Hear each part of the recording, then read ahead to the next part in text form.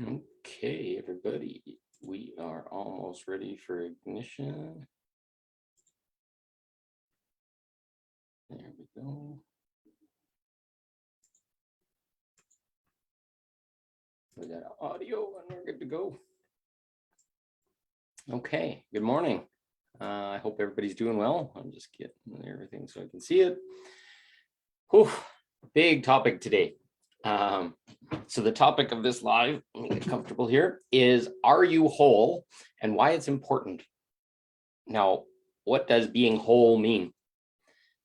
So as a being of light, a being that's part of source, a being that's been around for a long, long time, our energy is vast. And we come into a human incarnation. There's the higher self of part of ourselves, and then we come in and we agree to be separate. So what comes in is we have this ego that comes in and it basically protects us, hides us, hacks and slashes us in any way, form to keep us from going back to our connection to source. It allows us to have a human experience. Unfortunately, it's given far too much control, but it also hides part of us. It kind of takes away our awareness. It creates a veil, and it'll even alter facts and reality to basically keep us from becoming aware. Strange, right? We got these parts of us that are shrinking us and hacking at us. Now, secondly, in this universe, we have to understand that there's a level of darkness and control that's in this world that's been around for a very long time. We came in agreeing to participate, et cetera, et cetera. I honestly think that we're kind of given almost like a leash or a collar that basically allows them to attach to our energy, take any excess, et cetera. Now that may be confusing, that may be scary or whatever, but it's what we agreed to. It's I don't know. It's something that we all agreed to make lessons. There was malevolence created in it. There was darkness, etc. But as part of being able to keep us down from rising up, to get into our fullness, to get abundant, to find love, to do all these things and keep us in a low enough vibration that we can be attached to, a lot of things happen in this world. So let's first start with just simple things like your utility bills. When you go in and you want to get electricity in your house, you pay to an electricity company, you sign a binding contract. Be really careful with these words because they really mean something, but you basically agree to give yourself a piece of them for the period of your owning that electricity function at your house. Now, why do you have to write a binding contract? They don't really care. They say it's because, yeah, there's service fees and all this kind of stuff. No, they bind you. They literally take some of your energy and feed off it all the time that you're with the electric company. Same with the gas company, same with the cell phone company, landlords. Ooh, there's an energy. What's again, binding contract. You are now bound by them to follow their rules. And that's the only way you can have a place to live is if you follow their rules to the letter. So you're bound again. Once again, not completely free. So when you start adding up, okay, all these contracts, credit card contracts, bank contracts, loans, mortgages. Oh, there's an ugly word. So mortgage, that's where everybody learns to buy their house through, is you pay a 7% interest or whatever, and you just basically keep paying for the house for a very long time. And basically mortgage means death contract. The root Greek, or is it Greek? I can't, I'm trying to remember now. Latin exactly is basically death contract. So you're signing a contract where they can take your house if you don't pay it, and you lose all your equity and all these kind of things until death or the term of that contract completes. And how many people extend their mortgage and all these kind of things. If you look at it from an energetic side, we're bound by a million of these all over the place. We're even bound by stuff we see in TV commercials, bound by salesmen. It's like they learn to cast like spells with their words that draw you in and make you interested. And then next thing you know, you're buying a $30,000 car. And you're like, the next day, it's like, how the frick did that happen? That is really confusing. And when you buy a house, when you buy large ticket items, etc. There's a whole bunch of binding going on. Now, let's get into family circumstances. We have contracts with family, like what a good family is, and what a good son is, and what a good daughter is, and what a good wife is, and what a good mother is, and what a good child is, and all these things. And then they just keep going on. So it goes from our great grandparents to our grandparents to us to our parents, sorry, and then to us, and then to our children. And it keeps going down. That's what epigenetic lineage talks about. We all have these obligations of a good family member to trust and keep faith, etc. So we're bound by our family members. We're bound by the traumas that our parents have. They'll kind of put hooks into us and say, oh, I'm hurting. So you have to give me love. You have to stand for me when I'm being ugly and complaining and frustrated. These contracts are there. Then we get into love relationships. So now we're kind of devoting and binding ourselves. A marriage, for example, is till death do us part. It's a binding. It's now you're locked into that person's energy and you've made a life contract. Till death do you part. How do you unbind something like that? How do we go to a marriage and then go to a divorce? And it's like, okay, I'm shattering this contract. Well, those contracts are still out there. Most people don't even know how to unbind themselves from their marriage before they start the next one. Do you think the next one's going to survive if you're not unbound out of the other one? You can release the piece of paper, but you made an energetic contract with that person in the universe. Did you even know that?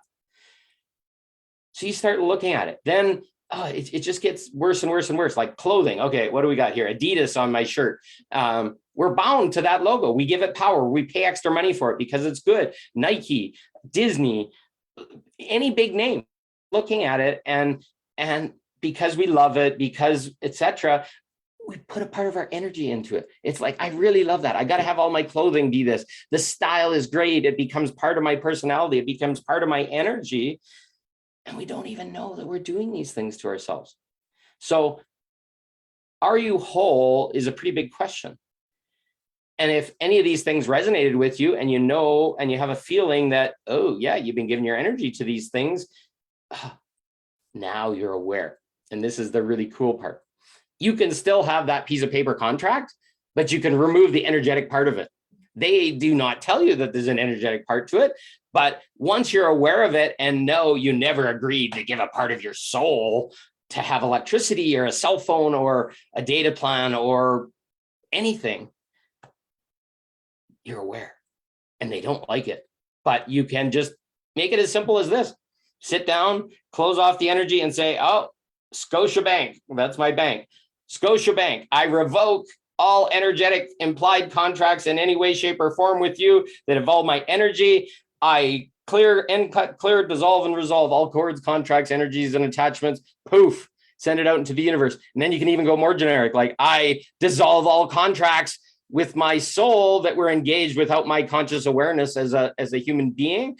And I dissolve those contracts. I return my energy and I return their pittance of energy and call the contract complete at all levels, all bodies, all incarnations once again.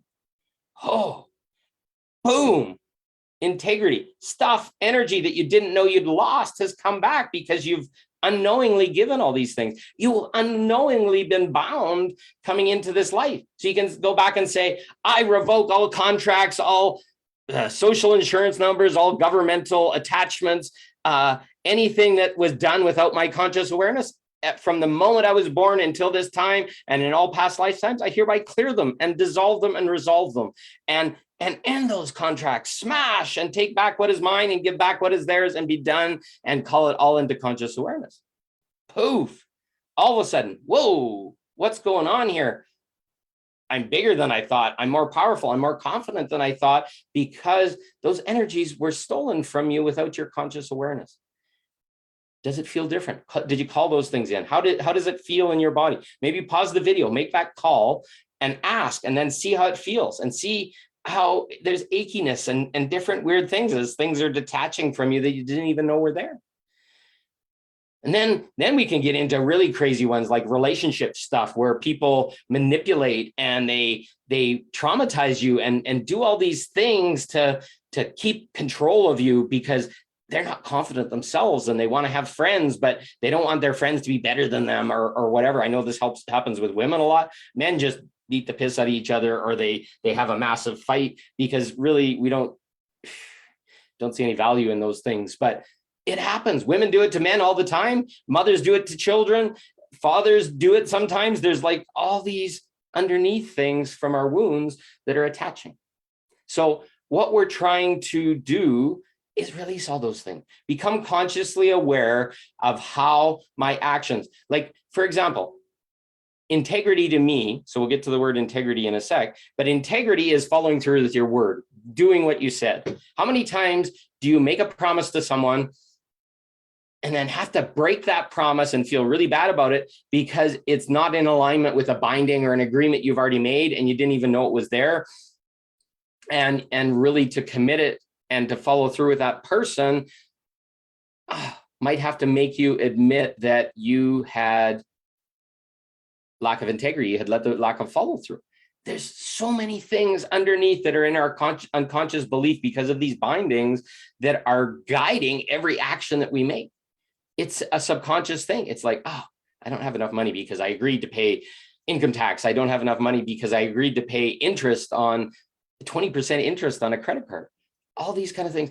That's the simple ones. Next, it comes, when they start sending the bill collectors or the collections agents or anything that doesn't really have any power over you, but they're using coercion and manipulation and all this kind of stuff to force you into doing it when they don't have any legal way to do it. It's just all about power and yelling and forcefulness. Poof. How many people have been in that? We didn't agree to these things, but we as people that are following the rules felt obligated to do it because everybody else was. And if we weren't part of the crowd, then whatever. But now as you're waking up, you're saying, holy fuck, I'm not whole. I make decisions for no reason and I don't know what's going on. And I'm really confused. And why am I always angry and all this kind of stuff? Because you gave up all this shit. And really, it was yours to give, but it was at such an innocence level that really it's disgusting what they've done to us. So how do we become whole? So we revoke all those contracts that we were talking about. We start shining into stuff that's going on, like people coercing us, or it's like, oh, well, you got to come help me move this weekend, or you're not a good friend or whatever. Ooh, there's a stab in the back. Well, why are you accepting a stab in the back? Do you really want them as a friend if they want you to move them, but they sure as hell won't move you when it comes their time? There's tons of people in the world that would do that. So take that back. Go back into your relationships. Take back any love energy that you gave this person. We're believing that we have to give love to other people to get love back. No, that's all broken. That's all fucking programming. What we need to do is we need to take all of our love back and love ourselves and be in a version of selfish. And people are going to hate this because everybody shames selfish. No, the person that chooses themselves first is the person that's loving themselves. And nobody's going to love you as much as you will. Your parents, anybody, they won't. So you really got to focus and pull back that love into you so you can really feel safe and comfortable in this body and standing up to people before you give an iota of yourself outwards. Because a lot of you that have been through multiple marriages or divorces or had breakups or whatever, it takes a long time to get your energy back from that other person. You're broken and hurt and you're heartbroken for a long, long time. Can you imagine if you're an infinite being, how many times that's happened and it's still stuck in your energetic field or that of your parents or your epigenetic lineage? So we got to go back in and start cleaning house, saying bad boyfriend, bad girlfriend, bad whatever, and just say, this is my energy. I love you. I forgive you. I take everything back that I gave you. You can have everything back. And now we can start to heal. And that's the only way you're going to go forward. Because they're going to hold on for dear life to anything that's not theirs. And if a breakup happened, a lot of time you've given far more than they've given. So they're getting the winning side of it. So take it back. And you're going to find they're going to heal quicker and they're going to resolve. And that thing is going to fall apart. The thing that's between, because it's like little children holding on to something that's not theirs. Get it back. Get whole again. Where's your energy flawed? Where's your money? Where are you giving your time and energy to somebody that doesn't appreciate you? It could be a boss. It could be a job. Every time you ask for more money or want to be respected more, they yell at you or they use these manipulation tactics to steal your energy. How many people? I've worked for many, many powerful men that had big companies. And every time I wanted to step up and take a bigger role and to be at the same level as them, they either fired me or smashed me because that made them feel insecure. They were using my energy to help promote them. And I freely gave it because I thought, oh, that's what a good little employee does. And that's what a good little boy does. How many times do you do that in your life? Take your energy back. It doesn't mean leave your job or whatever. Just say, hey, you're not going to talk to me like that. Why are you yelling right now? This isn't acceptable. And talk to them like a little child. Yeah, they may get mad and they may get even more angry, but eventually they're going to have no choice but to listen to you, or maybe you have to walk away. If they cannot take that lesson or learn that thing, maybe you got to walk away for your highest good. Maybe it's for your safety. Maybe they would get violent and want to hurt because they can't deal with their energy. So taking all these bits of ourselves back. And then we get into the idea of sovereignty. So sovereignty is like a kingdom. So each of us has our own kingdom, our own reality, the bubble that's around us. But that sovereignty often involves this friend and this lover and this parent and this whatever, brothers and sisters that don't have our highest interests at heart. We're giving to them, or they're in their wound and they're sad and they're angry and they're frustrated all the time, or in the middle of a divorce and they won't listen to anything and they're just feeding off you. And literally you're holding them back from moving forward because you're giving them sympathy and some of your energy. What we need to do is say, okay, I love you, I thank you. And this can be at an energetic level. You don't even have to say out loud to them and just push them away. And they're not going to want to approach anymore because you've set a boundary. You set a sovereignty. Now my energy, my troops, my pieces of me that were out helping save the world, all of a sudden come back to the borders of my kingdom. My sovereignty means all my energy is contained within the walls of me. And then you start looking inside and say, oh, these things are feeding. Oh, there's vines and fangs and other things pulling on me. And you're going to find out eventually that all these things weren't serving you. You're going to find the people and you're going to have to say, goodbye. You don't belong in my life. You're not helping me. I'm helping the shit out of you and you don't give a shit. And then all of a sudden you prune and prune and prune. And it's going to feel a little lonely once in a while. But once you know what the power of you and your castle is, you're sovereign. And then when people come and knock on your door and they want to take advantage of you again, you're like, no fucking way. Thank you. I appreciate it, but have a good day. And then they're like, what the hell just happened? But they want to be like you because you feel really powerful and you're bright and you're happy. You're choosing no more. And then integrity comes along with that. Once you're in sovereignty and you're making your own decisions and you have no energy going out to other people, you start doing what you say. Every word you say is said impeccably. And that impeccable words means you do and you create and you do everything from self-love and from unconditional love outwards. And magic happens. All of a sudden, people are like wanting to be around you and they'll test your integrity by doing unintegral things. And you have this choice. You either just gently shove them away or you have a discussion with them and say, that's not an integrity for me, but I'm just letting you know to be a reflection because that doesn't make me feel safe or comfortable. I'd really love if you could be more integral. And here's how I see you could do that. And they may be like, oh, where the fuck are you to get off saying that stuff to me? And it's like, no. 3 strikes you're out is in my world. The price of admission for somebody to be in my life, women especially, because I'm finding a lot of lack of integrity and a lot of lack of accountability. And if you don't like that, go look inside because there's a lot of women that are doing it. And they'll be the first thing to scream and yell and say, you're wrong. And the very fact that they're so angry about it tells you exactly what's going on. And I love women. I want to be around them, but I don't find them safe more often than not because they're lacking integrity. They don't even have their own sovereignty. They're feeding off their girlfriends and the girls club and the women's group and all this kind of stuff. And everybody's supporting each other in this is okay. We've all been wounded and this victimness. No more. So expect a video soon. It's something I have to do for my inner self-love, but to speak of my experience and how I've been hurt and wounded by manipulation and other things because people aren't in integrity. They're not in sovereignty. They're not whole. So they're just hanging on for dear life and attaching and doing stuff without even telling, and then expecting the man to pretend it's not there and other things, it just gets disgusting. So that's wholeness. And we're being pushed. If you're finding a lot of people are leaving your life and there's a lot of shitty stuff happening around you, you are going through this test of wholeness. You are being tested to see if you want that energy in your life. Do you want to continue that way? Do you want to keep showing up in this ugly way and you don't even know why you did? So all of a sudden you make a choice and say, nope, not allowing that person in my life. No, you're not going to speak to me like that. No, don't be doing that. And people are going to think, holy fuck, what an asshole or whatever. No, because they're scared shitless of doing the same thing. They know you're shining for a reason. The reason they want to approach and they want to be around you is because you're shining. And they love that. And it scares the hell out of them that they're going to have to go and do that same work. But we're in integrity. We're going to be a shining example. And anytime people show up, and it's only going to show up a few times, they're going to bang into the wall and they're going to realize this is the price of admission. And I love to bring people in once they've met the price of admission. And it's not even a cost. The price of admission is their own behavior.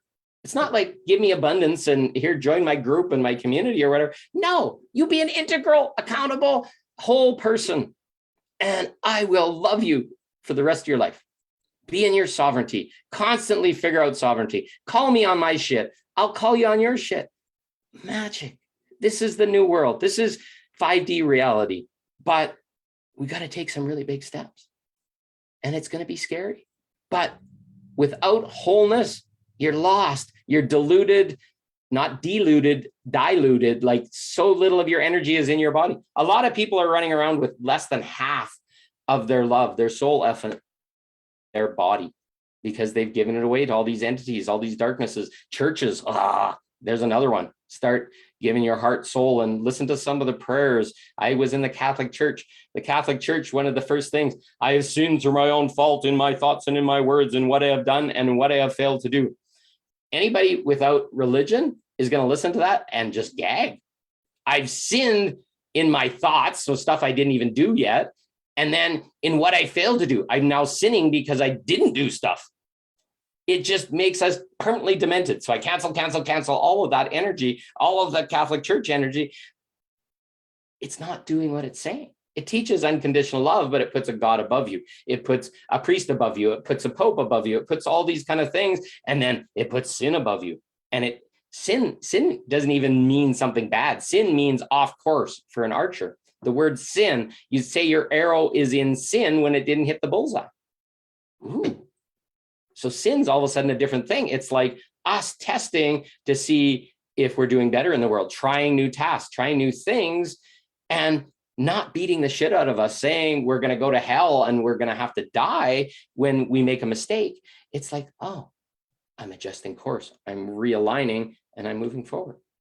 So look at all these things that are supposedly helping us, but they have other purposes and the words underneath don't align, but on the outside, they're big and rosy and shiny and all spiritual and beautiful. Even spirituality, a lot of things like Tantra and stuff like that are so darkly freaking attached. Run right now until we get some better Tantra groups and better leaders and people that are fully in transparency and accountability and sovereignty and in integrity. It's scary. I'm going to tell you this, a lot of times your Tantra leaders are more wounded than anybody in the whole group. And that's why they became a leader. Do you want that? Is that a person that's done their work? No, they just want to sit in a bowl where people are all safe and aligned and meeting their rules, and they have power and control so nobody can hurt them. So it's really, really, really important to become whole. We need this to fully awaken. We need this to get our lives back. We need this to be able to choose and create, because everything else is just being bound and you're hooked. Like if you ever seen the Gulliver Travels where he's roped down on the beach and the ropes are all puny and stuff, but there's 10,000 of them.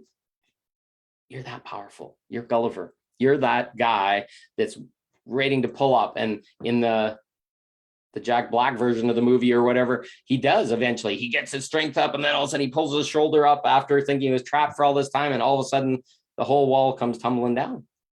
No more. Look at that picture, feel that picture as you're going to be surprised. So I would love you to be whole. If anything's confusing about this or you need help in how to find this for yourself, put a note below. Thank you all. Thank you for listening.